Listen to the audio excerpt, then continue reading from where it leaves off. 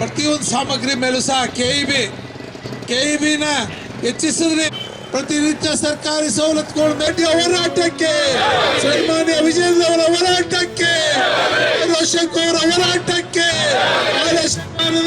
ಹೋರಾಟಕ್ಕೆ, ಭಾರತೀಯ ಜನತಾ ಪಾರ್ಟಿ ಹೋರಾಟಕ್ಕೆ. ಈ ಒಂದು ವಾಕ್ ಸ್ವಾತಂತ್ರ್ಯದ ವಿರುದ್ಧವಾಗಿ ಈ ರೀತಿಯಾದಂಥ ದ್ವೇಷ ಭಾಷಣ, ಯಾವ ಪ್ರತಿಪಕ್ಷಗಳ ಭಾಷಣವನ್ನು ದ್ವೇಷ ಭಾಷಣ ಅನ್ನೋದ್ರ ಮೂಲಕ ಇವರು ಕಾಯ್ದೆನ ತಂದಿರತಕ್ಕಂಥದ್ದು ಸಂವಿಧಾನಕ್ಕೆ ವಿರುದ್ಧವಾದಂಥ ವಿಚಾರ.